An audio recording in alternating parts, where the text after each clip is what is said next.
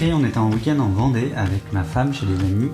Et donc elle m'a fait des reproches en fait pour m'attirer vers elle à l'écart pour pouvoir me le dire discrètement voilà, pour pas que mes amis le sachent. Et après on était évidemment fous de joie tous les deux. Et 1 heure après on l'a dit à nos amis malgré le fait qu'on s'était promis de le dire à personne. Voilà. En fait, ma femme elle m'a appelé quand j'étais en pleine tournée, comme je travaille à la Poste. Et du coup, c'était marrant parce que du coup, je me souviens exactement de l'adresse où j'étais quand je l'ai appris. Vas-y, balance l'adresse. Moi, en fait, j'étais en train de dormir. Comme Margot, elle commence très très tôt son travail. Du coup, elle a fait sûrement son test au petit matin, très tôt. Et en fait... elle m'a réveillé en sursaut et dans un tel état que du coup j'ai vraiment cru qu'il se passait quelque chose de grave. Mais en fait c'était pour m'annoncer la bonne nouvelle. Donc c'était plutôt cool et en même temps un peu anecdotique. C'était quelque chose de grave quand même. Il y a plusieurs moments où on sent papa, au moment des échographies quand on entend le cœur du bébé battre, ou le moment où il bouge un peu quand il est dans le ventre de notre femme. Moi, après, où je me suis vraiment senti papa, c'est au moment de la naissance, quand l'enfant sort et qu'on repart en fait dans la chambre, puisqu'on est à l'hôpital pour la première naissance. On repart dans la chambre et là, ça y est, il faut s'en occuper, il faut le laver, lui donner à manger, le câliner, le consoler. Et là, on prend un peu conscience des responsabilités. Alors, c'est vrai que pendant les rendez-vous sage-femme ou gynéco, ouais, ça m'a fait quelque chose.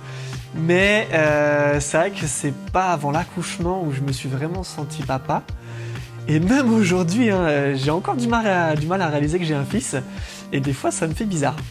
Moi en fait c'était vraiment sur la fin de la grossesse où on commence à prendre conscience parce que physiquement on voit notre femme, le ventre on le voit beaucoup plus et je pense qu'en termes d'image on se représente un petit peu plus que là le bébé est en train d'arriver. Maintenant je suis assez d'accord avec vous les gars que tant que notre enfant n'est pas là et qu'on nous l'a pas mis dans les bras, c'est assez compliqué.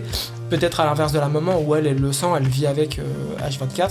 Nous, on le sent peut-être pas automatiquement. Maintenant, voilà, la prise de conscience, peut-être que pour moi, ça fait un petit peu plus tôt. Donc voilà. Oui, ça vient au fur et à mesure en fait. Ce qui était le plus dur pendant la grossesse, hormis d'acheter beaucoup de carottes râpées, c'était l'inconnu. L'inconnu, toute situation quand ta femme est enceinte, c'est que tu ne connais pas. Et tu sais pas si c'est normal ou pas normal. Alors du coup, tu fais pas mal d'allers-retours aux urgences, mais c'est pas grave, tant que le bébé va bien, c'est l'essentiel. Ouais. Moi, du coup, je suis d'accord aussi sur le fait que, en fait, nous, on ressent rien. On ressent pas les contractions, on ressent pas les douleurs, on ressent pas les difficultés. Et du coup, on doit à chaque fois questionner notre femme plus ou moins en bon état pour essayer de savoir comment ça va, quel niveau elle peut avoir mal ou quel niveau elle peut sentir bien. Donc on est à côté un peu spectateur parfois de ce qui peut se passer. Des fois, on peut me poser des questions bêtes et se faire engueuler un peu. Ouais, ça, c'est sûr. Ouais, on sert de décharge, un peu de défouloir parfois. On est là pour ça, on a signé pour les gars. Ce qui a été le plus compliqué à gérer, c'est que Margot elle a assez vite contracté pendant la grossesse, donc ça a rajouté pas mal de stress. On se posait beaucoup de questions, et puis c'est un truc qui est assez flou, cette histoire de contraction, à quel moment c'est le bon moment pour accoucher, tout ça, et voilà, quand ça arrive trop tôt, ça te rajoute encore plus de stress. Le truc le plus cool pendant la grossesse, c'est qu'on pouvait manger ce qu'on voulait. Très gras, d'habitude on fait attention à ce qu'on mange, pas de féculents le soir, etc. Là on pouvait manger des pâtes bolognaises, carbonara, des pizzas, etc. En quantité on pouvait se resservir. Ça pour moi c'était le truc le plus cool au moment de la grossesse. Le plus cool ça a été la première fois que j'ai entendu le cœur de mon fils. Ça c'était à la fois très bizarre et très émouvant. Et quand on a appris le sexe, quand j'ai su que j'allais avoir un fils. Ça, c'était ultra cool. Ouais, moi je suis assez d'accord. Un des trucs les plus cool, c'est vraiment tous ces petits moments où tu vas avoir des interactions avec ton enfant. Tout ce qui est le cœur avec le Doppler, sentir le bébé à travers le ventre de la maman. Et puis même globalement, pour moi, toutes les échographies ont été un moment assez cool. Visuel.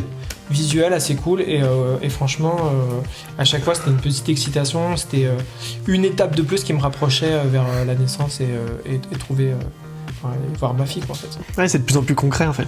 C'est ça, exactement.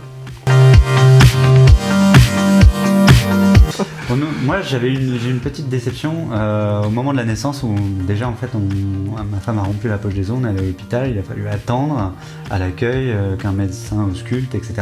Et en fait il s'est passé, on est arrivé vers 9h du matin et première vraie contraction était plutôt vers 21h, donc on a attendu très longtemps à l'hôpital. S'en est suivi un travail assez intense avec une prise en charge un peu moyenne. Ça s'est passé en plusieurs heures avec la péridurale, etc. Donc c'était un peu compliqué à vivre. Et après, donc notre fille est née. Malheureusement, elle a fait une jaunisse pendant 6 jours.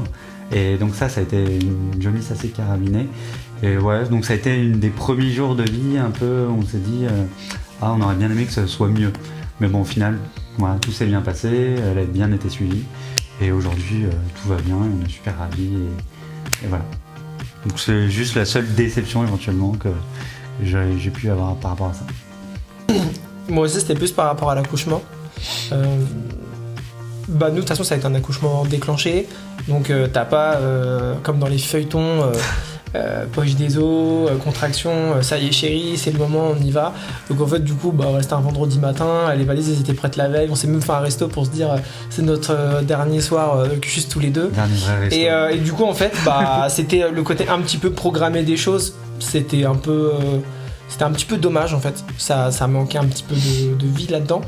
Et puis non, l'accouchement en fait pour le coup il a été très très rapide.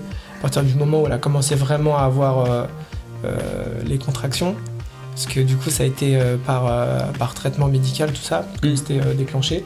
Mais voilà, à partir du moment où elle est vraiment rentrée en travail, ou que la sage-femme a débarqué avec la tiraille et tout ça, je pense qu'en 20 minutes c'était plié et du coup je pensais que ça allait durer des heures, alors qu'en fait les heures c'était avant le temps que le traitement fasse effet en fait. Donc du coup moi c'était plus ça, enfin on sait jamais trop vraiment comment ça va être sur notre premier enfant et du coup voilà.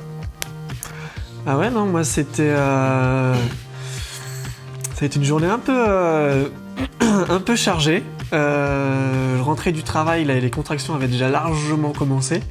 On est parti à l'hôpital, mais le col n'était pas encore assez ouvert, alors je me souviens qu'on faisait pas mal de balades. C'était plutôt marrant les balades le soir, en plein été. Et puis après, on a attendu pas mal de temps. Voilà, ça je me souviens d'avoir beaucoup attendu. Jusqu'au moment où, hop, ça y est, c'était parti. Et j'étais au taquet.